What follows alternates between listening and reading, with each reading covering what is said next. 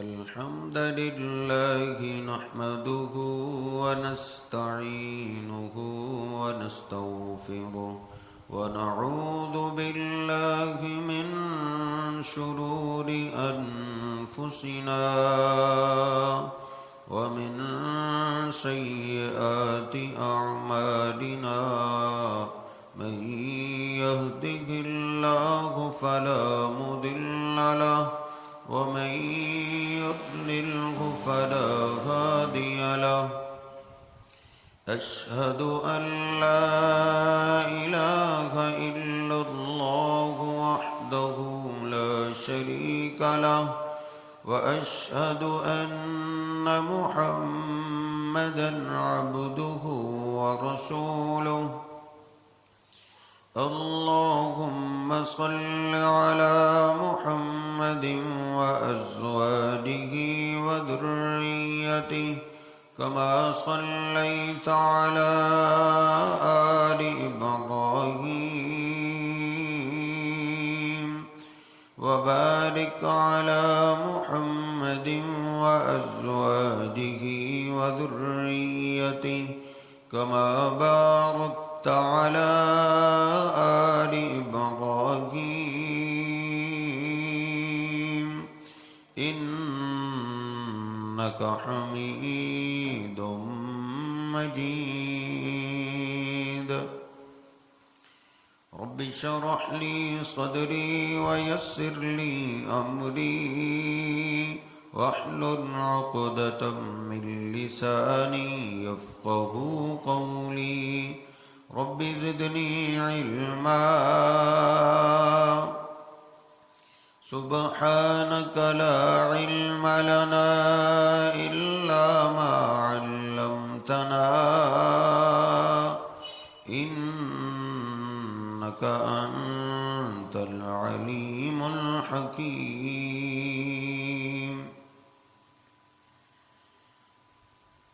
أما بعد فإن خير الحديث كتاب الله وخير الهدي هدي محمد صلى الله عليه وسلم وشر الأمور محدثاتها وكل محدثة بدعة وكل بدعة ضلالة وكل ضلالة في النار أعوذ بالله السميع العليم من الشيطان الرجيم من همزه ونفخه ونفسه بسم الله الرحمن الرحيم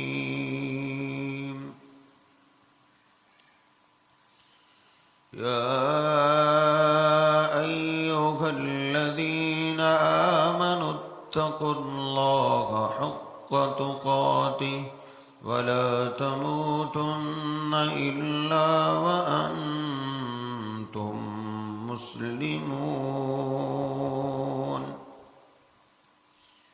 يا أيها الناس اتقوا ربكم الذي خلقكم من نفس واحدة وخلق منها زوجها وبث منهما رجالا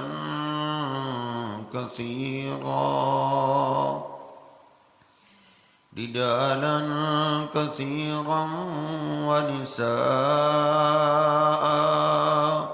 واتقوا الله الذي تساءلون به والأرحام إن الله كان عليكم رقيبا يا أيها الذين آمنوا اتقوا الله وقولوا قولا سديدا يصلح لكم أعمالكم ويغفر لكم ذنوبكم ومن يطع الله ورسوله فقد فاز فوزا عظيما سبحان ربك رب العزة عما يصفون وسلام على المرسلين والحمد لله رب العالمين.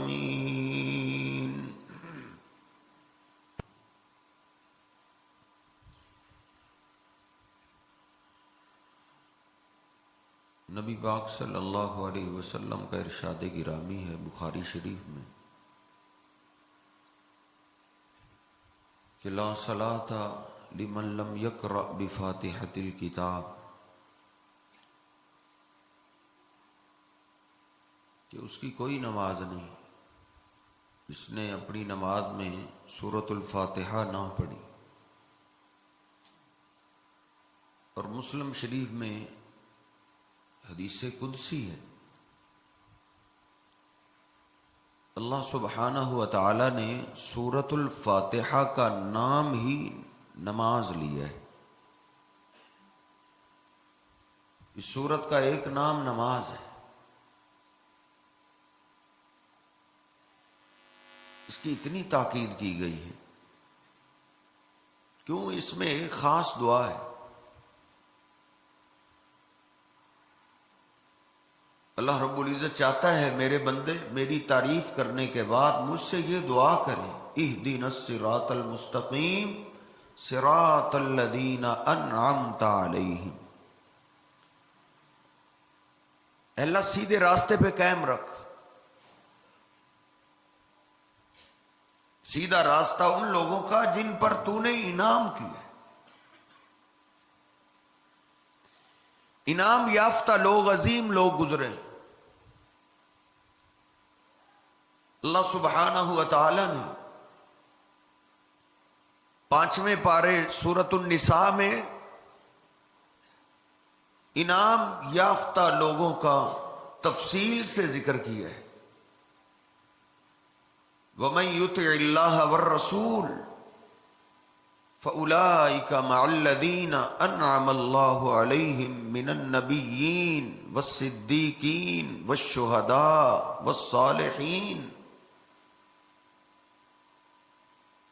اللہ کہتا ہے جو اللہ اور اس کے رسول کی اطاعت کرتا ہے، جو میرے حبیب کے دین پہ اپنی زندگی گزارتا ہے، تو اللہ سبحانہ و تعالی ان کو قیامت کے دن انعام یافتہ لوگوں کا ساتھ دے گا. انعام یافتہ کون؟ انبیاء کرام والصدیقین اور صدیقین والشہداء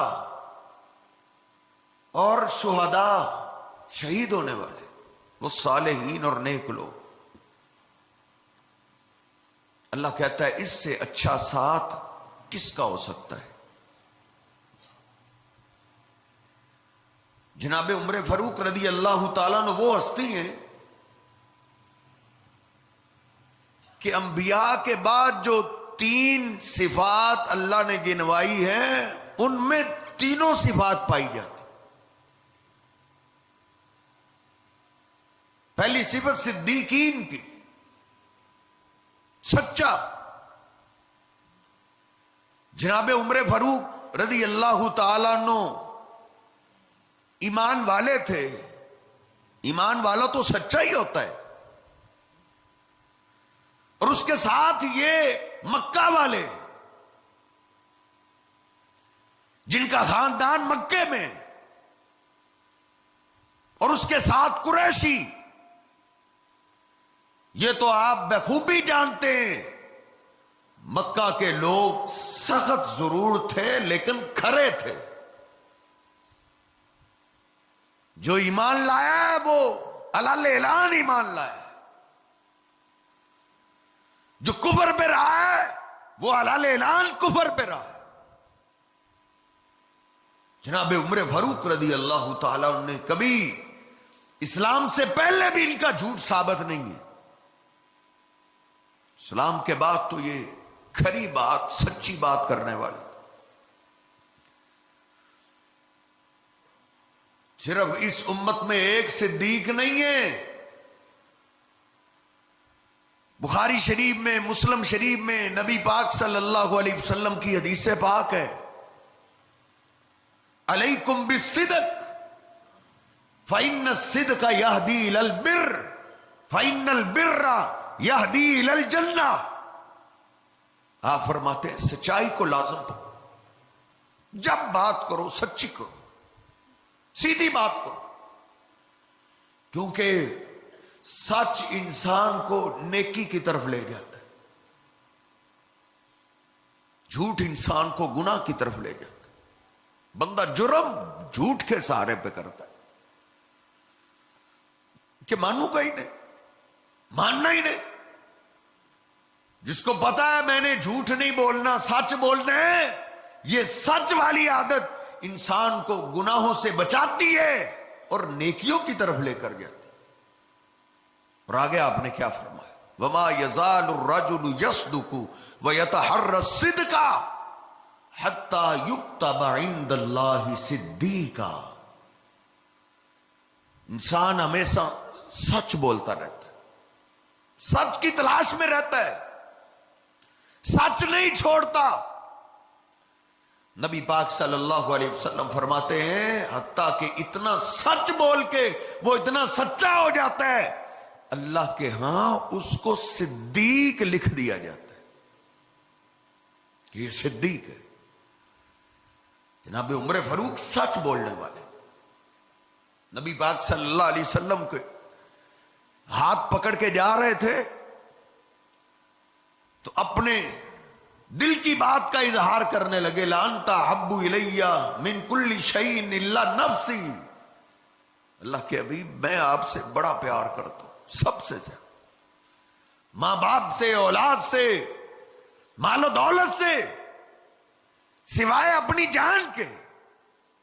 سیدھی بات ہے، جان ہر ایک کو پیاری ہے، جان سے زیادہ نہیں، باقی کل کائنات سے زیادہ میں آپ سے پیار کرتا ہوں. تو نبی پاک صلی اللہ علیہ وسلم نے کیا فرمایا؟ لا یا عمر، لا یا عمر. اے عمر پھر ابھی ایمان مکمل نہیں ہوا. مجھے میرے رب کی قسم تم میں سے کوئی اس وقت تک ایماندار نہیں ہو سکتا جب تک اپنی جان سے بھی زیادہ مجھ سے پیار نہ کرے. جناب عمر فاروق تھوڑا پوچھے اللہ کے حبیب انت احب الی من نفس، اب تو آپ میری جان سے بھی مجھے زیادہ عزیز ہیں. آپ نے فرمایا الان یا عمر، اے عمر اب تیرا ایمان مکمل ہوا ہے، اب تیرا نقص ختم ہوا ہے. تو میرے صاحب جان کا مطلب یہ ہے کہ انسان کو اپنا پوری زندگی، پورا جسم نبی پاک صلی اللہ علیہ وسلم کے طریقے کے مطابق،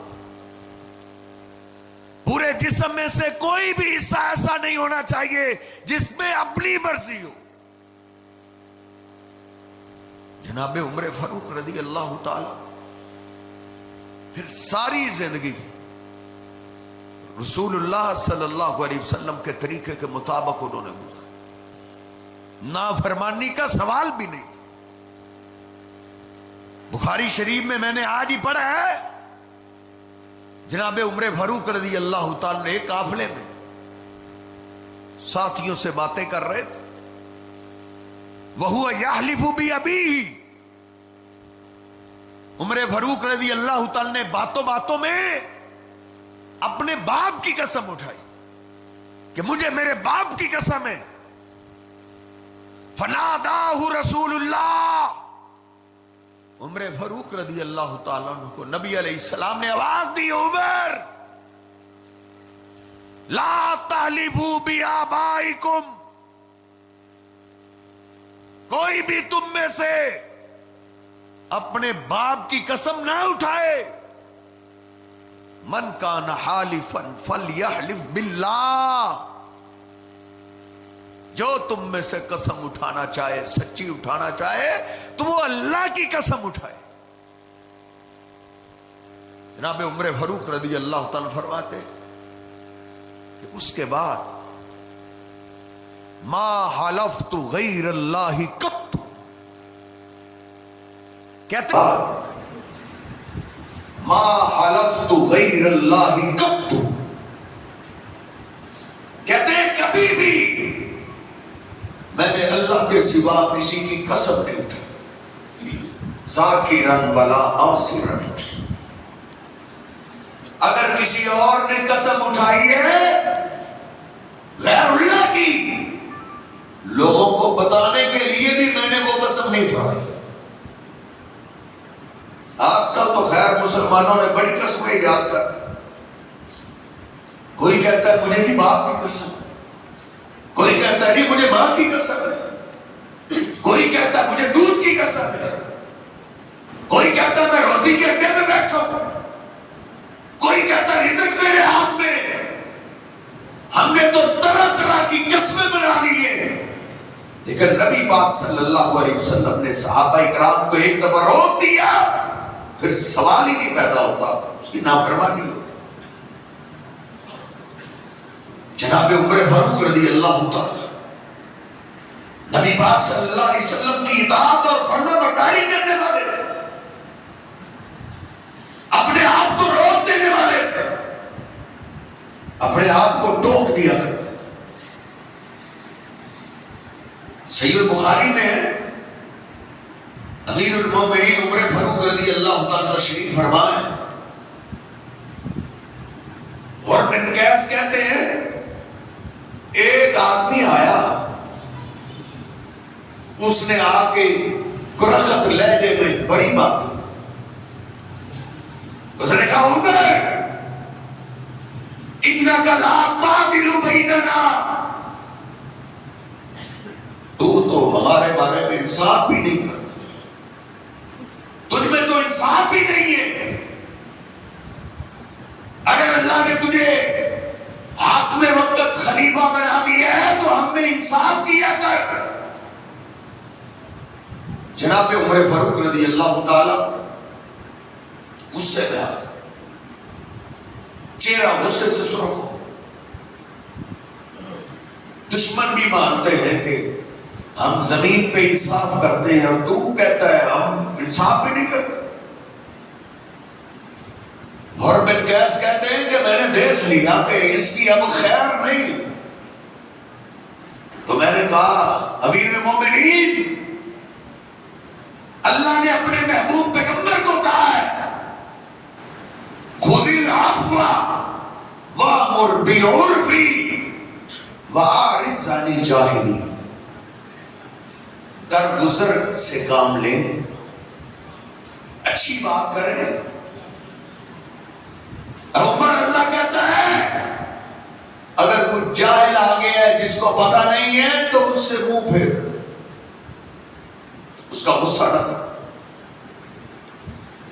اور بن قیس کہتے ہیں کہ میں نے آیت پڑھی، عمر فاروق رضی اللہ عنہ کا غصہ ایسے ٹھنڈا ہوا جیسے آگ میں پانی بہایا جاتا ہے۔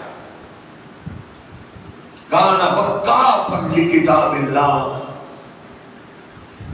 فوراً غصہ ٹھنڈا ہو گیا، اس سے منہ پھیر لیا۔ یہ جناب عمر فاروق رضی اللہ تعالیٰ عنہ ہے، اللہ کے بڑے جلالی طبیعت کے مالک۔ غصہ کئیوں کے مزاج میں زیادہ ہوتا ہے، لیکن ان کے غصے کو ٹھنڈا کرنے والا یہ رب کا قرآن ہوتا تھا، یہ نبی پاک صلی اللہ علیہ وسلم کا فرمان ہوتا تھا۔ آج تو جس کو تھوڑی سی عزت مل جائے،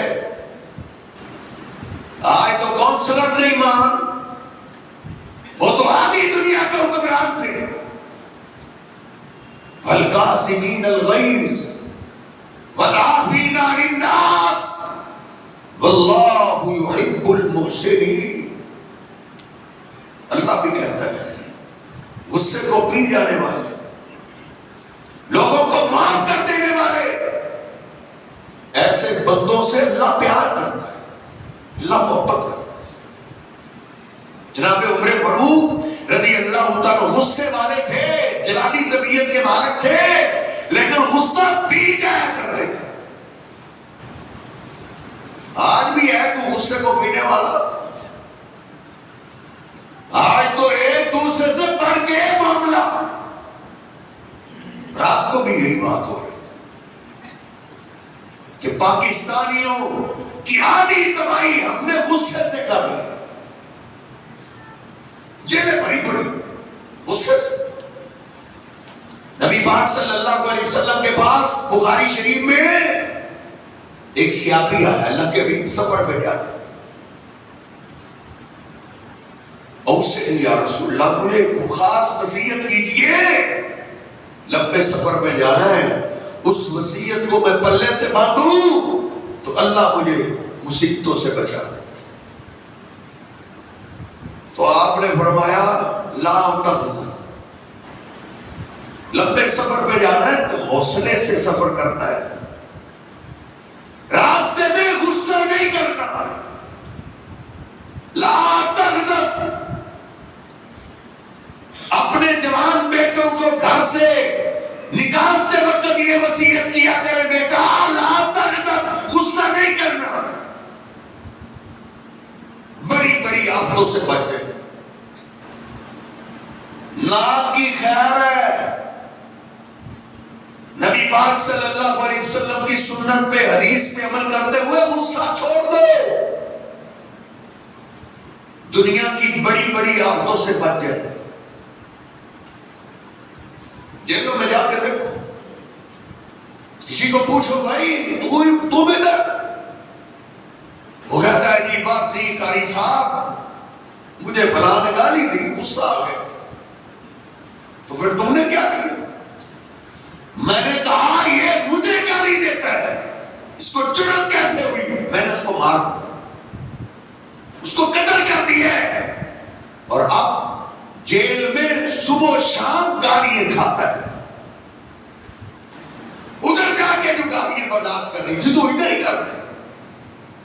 آپ فرماتے ہیں سفر پہ جا رہے ہو لا تغضب، غصہ نہیں کرنا.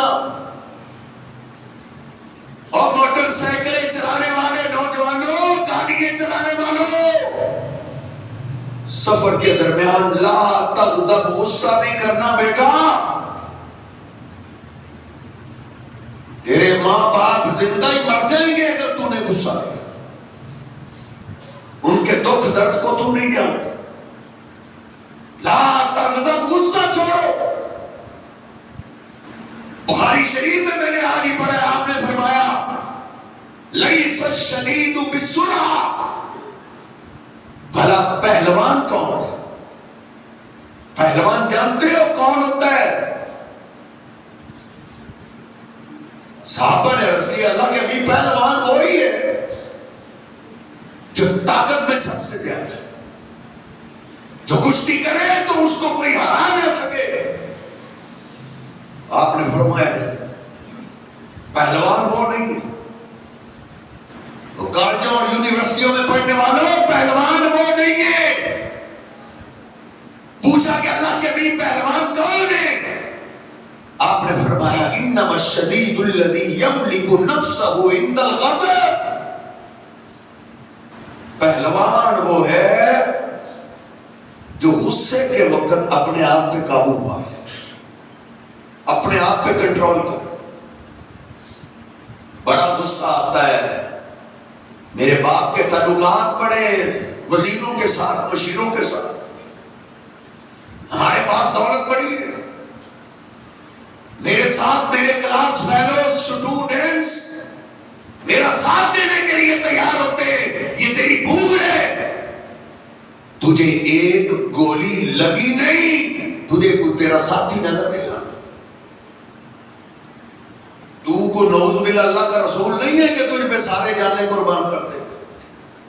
لا تغضب، کسی کا سہارا لے کے غصہ نہیں کرنا.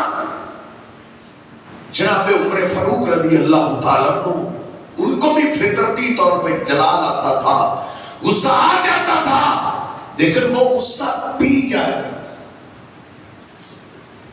نبی پاک صلی اللہ علیہ وسلم نے ان کی تربیت ہی ہوتی، غصہ پی جاتا تھا. جناب ابوبکر صدیق رضی اللہ عنہ سے جو جھگڑا ہوا تھا، جناب عمر فاروق کو فطرتی طور پہ وہ غصہ ہی آیا تھا.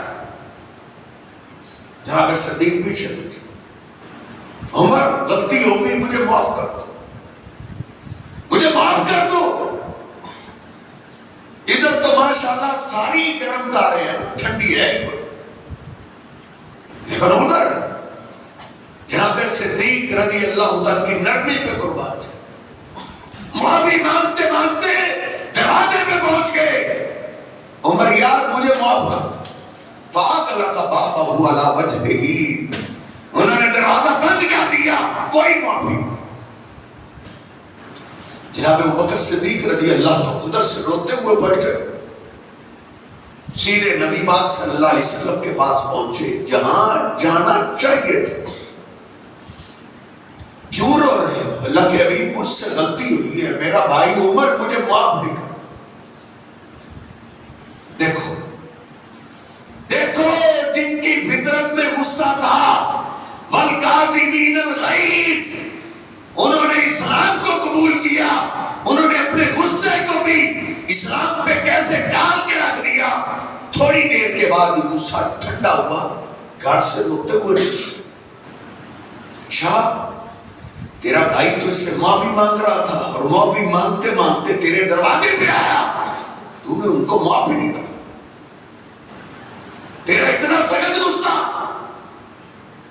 ادھر سے نکلے، سیدھے گئے جناب ابوبکر صدیق رضی اللہ عنہ کے دروازے پہ.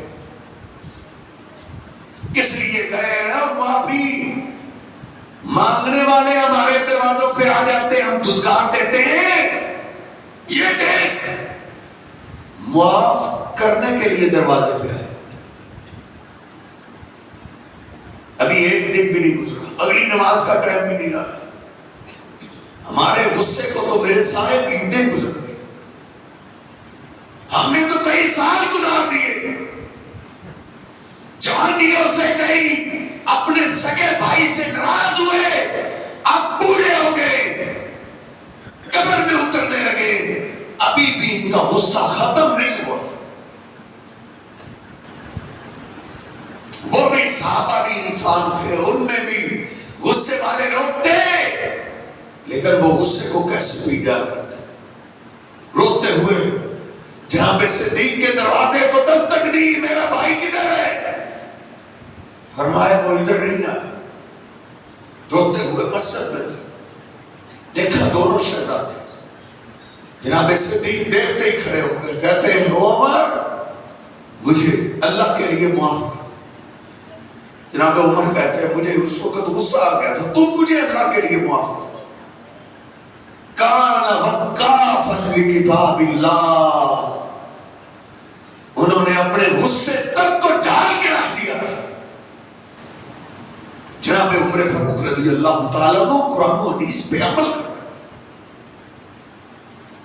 آیت آئی لن تنالوا البر حتى تنفقوا مما تحبون. او ایمان والو، نیکی تو تب ہے جب پیارا مال اللہ کے راستے میں خرچ کرو. بچا کھچا تو سارے ہی کر لیتے. جو تمہیں تمہارا مال تمہاری جائیداد میں سے پسند ہے، اس جائیداد کو اللہ کے راستے میں لگاؤ، پھر دیکھیے. بخاری شریف میں لکھا ہے جناب عمر فاروق رضی اللہ تعالیٰ عنہ نبی پاک صلی اللہ علیہ وسلم کی خدمت میں حاضر ہوئے. عرض کرتے اللہ کے حبیب جتنی بھی میرے پاس دولت جو مجھے خیبر والی زمین میرے حصے میں آئی ہے، یہ سب سے قیمتی جائیداد ہے میری، اور زمین بھی بڑی قیمتی اور مجھے پسند ہے. اللہ نے کہا پسندیدہ مال لگاؤ. اللہ کے حبیب خیبر کے مال میں سے جتنی جائیداد میرے حصے میں آئی ہے، ساری اللہ اور اس کے رسول کی ہے، جدھر چاہے خرچ کر. کان وقافا لکتاب اللہ، انہوں نے قرآن و حدیث پہ اپنے آپ کو ڈھالا، انہوں نے جانیں قربان کیا، مال قربان کیے، جائیدادیں قربان کی. کون کہتا ہے وہ مال لینے کے لیے مسلمان ہوئے تھے؟ نہیں، تجھے دھوکہ دیا گیا ہے. وہ تو ساری زندگی مال لٹاتے رہے. وہ تو سوچ بھی نہیں سکتا جتنی جائیدادیں انہوں نے قربان. نبی پاک صلی اللہ علیہ وسلم نے فرمایا آج لاؤ، جو اس قافلے کو تیار کرے گا میں اس کو جنت کی ضمانت دیتا ہوں. عمر کھڑے ہوئے کہتے ہیں میں نے دھار لی، آج جنت کا معاملہ ہے، میں نے اپنے آپ سے کسی کو بڑھنے نہیں دے، سب سے زیادہ خرچ میں کروں، صدیق سے بھی خرچ زیادہ میں کروں گا. کر گئے، آدھی جائیداد آدھا مال دے گئے. آپ نے پوچھا ماں بقی تلیا میں عمر گھر والوں کے لیے بھی کچھ چھوڑا یا نہیں چھوڑا؟ اللہ کے بھی مثلا جتنا لایا وہ اتنا ہی چھوڑ گیا، آدھا مال لیا ہے. وہ خرچ کرنے والے تھے. حضرت جی وہ اللہ کے آگے حاضری اختیار کرنے والے تھے، وہ تواضع اختیار کرتے تھے. اور جب وہ خلیفۃ المسلمین بن گئے تو پھر تو ان کا مشہور مقولہ ہے سید القوم خادم، قوم کا سردار ان کا خادم ہوتا ہے. پھر انہوں نے قوم کا خادم بن کے بتایا. خلیفۃ المسلمین امیر المومنین بننے کے بعد وہ خادم بنے. کیسے خادم؟ دن کو لوگوں کے درمیان فیصلے کرتے اور رات کو بھی سوتے نہیں تھے. اور کیا کہتے تھے؟ لو ماتت جبی بشط الفرات، اگر فرات کے کنارے پہ بکری کا بچہ بھی مر گیا تو لخاف عمر ڈرتا ہے کہیں اس کا حساب اللہ نہ لے، اس کا حساب اللہ نہ لے. جناب عمر فاروق رضی اللہ تعالی پھر رات کو پہرے کے لیے کھڑے ہو جاتے ہیں، پہرا دیتے، کروٹیں بدلتے بدلتے ان کو نیند نہیں آتی تھی. آج تو لوگ اس حکومت کو پھولوں کی مالا سمجھتے ہیں نا، لیکن وہ اصل قوم کے خادم بنے. البدایہ والنہایہ میں لکھا ہے رات کو غلام کو ساتھ لیا، کہا غلام اسلم یہ خانہ بدوش لوگ آئے ہوئے، کبھی پتہ کریں کیسے گزران ہوتا. رات کی تاریکی میں گھر سے نکلے، خیموں کے پاس گئے، دیکھا ایک خیمے میں بچے رو رہے ہیں. امیر المومنین عمر فاروق رک گئے، اس ٹائم بچے کیوں رو رہے ہیں؟ اپنے اپنے بچوں کی فکر کرنے والوں، اپنے رعایا کے بچوں کی بھی فکر کی. یہ تھے خلیفۃ المسلمین. بڑھیا سے پوچھا اللہ کی بندی یہ بچوں کو کیوں رلا رہے؟ اس نے روتے ہوئے کہا میں رلا رہا ہوں. اللہ کے بندے کیا تم اپنا کام کرو، کہا مجھے بتاؤ تو صحیح، ہو سکتا ہے میں تمہاری کوئی ہیلپ کر دوں. کہا بھائی تمہیں کیا بتاؤں، عمر ایک ہمارا خلیفہ بن گئے، اس کو کوئی پتہ نہیں، کوئی فکر نہیں، ان کی رعایا کی کیا حالت ہے، کیا ہوا ہے؟ کہا ہمارے پاس کھانے کے لیے کچھ نہیں، یہ بچے بھوک سے رو رہے ہیں، دن کو انہوں نے کھیل کود کے انہوں نے دن تو گزار دیے، لیکن اب رات کو بھوک کی وجہ سے ان کو نیند نہیں گا.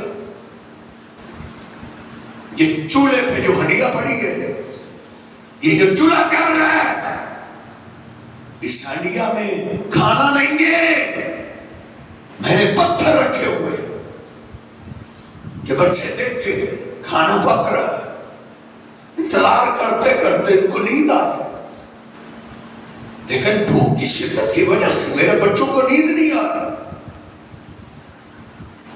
انسان اپنی بھوک تو برداشت کر لیتا ہے، بچوں کی بھوک تو نہیں نا برداشت۔ امیر المومنین رونے لگے، کہا تم نے امیر المومنین کو بتانا تھا۔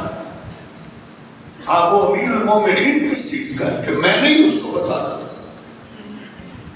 غلام اسلم بتاتا ہے، سسکیے لیتے ہوئے روتے ہوئے پلٹے، گودام میں پہنچے، راسن اٹھایا، غلام کو کہا میرے کندھے پہ رکھو۔ غلام نے کہا امیر المومنین غلام کس لیے؟ آپ غلام میرے کندھے پہ سوار کر۔ عمر فاروق روتے ہوئے کہتے ہیں دنیا میں عمر کا بوجھ اٹھانے والے بڑے ہیں، لیکن قیامت کے دن کوئی بھی بوجھ نہیں اٹھائے۔ وَلَا تَزِرُ وَازِرَةٌ وِزْرَ أُخْرَىٰ، ادھر ہر ایک اپنا بوجھ اٹھائے گا۔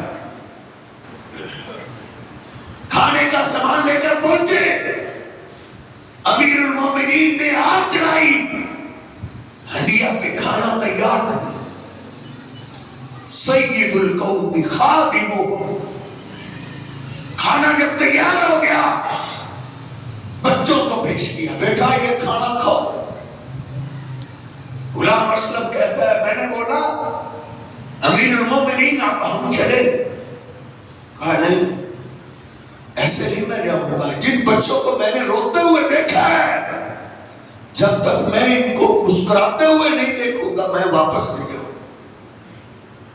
ماں نے کھانا کھایا، بچوں نے کھایا، بچے مسکراتے ہوئے سونے لگے اور دنیا کہنے لگی وہ اللہ کے بندے امیر المومنین تو تجھے ہونا چاہیے، عمر اس قابل نہیں ہے، کاش تم امیر المومنین ہوتے۔ ہاں بڑھیا، کل تم امیر المومنین کو ملنے کے لیے آنا، شاید تجھے میں بھی وہاں بھیجوں۔ سید القوم خادمہ، یہ وہ جناب عمر فاروق رضی اللہ تعالیٰ عنہ ہیں جنہوں نے دنیا میں نظام عدل قائم کر دیا۔ اللہ سبحانہ و تعالیٰ سے دعا کی کہ اللہ ہمیں بھی کوئی انصاف کرنے والا ایسا حکمران عطا کر جو اپنی رعایا کا خیال رکھے۔ ادھر تو سب اپنے گھر کو سنبھالتے ہیں، اپنے رشتہ داروں کو سنبھالتے ہیں، بیرون ملک اپنی پراپرٹی جدادیں بنانے میں لگے ہوئے ہیں، رعایا کی کون خبر رکھتا ہے؟ لیکن وہ خوش نصیب لوگ تھے جن کو حکمران ایسے ملے، حکمرانوں کو اپنے گھر سے بھی زیادہ، اپنی جان سے بھی زیادہ اپنی رعایا کی فکر ہوتی تھی۔ اللہ ہمیں بھی جناب عمر فاروق سے سچی محبت کرنے کی توفیق عطا فرمائے۔ اللہ ہمیں قیامت کے دن ان کا ساتھ نصیب فرمائے۔ اللہ ہمارے کام اعمال ایسے نہیں ہیں تیرے اوپر کی طرح، لیکن ہم ان سے محبت کرتے، ان سے پیار کرتے۔ تیرے حبیب کا فرمان ہے قیامت کے دن انسان اس کے ساتھ ہوگا جس سے پیار کرتا ہو۔ ہم جناب صدیق سے پیار کرتے، جناب فاروق سے پیار کرتے۔ اللہ ہمیں بھی ان کا ساتھ نصیب فرمائے۔ وَقُولُوا قَوْلِي هَٰذَا أَسْتَغْفِرُ اللَّهَ لِي وَلَكُمْ وَلِسَائِرِ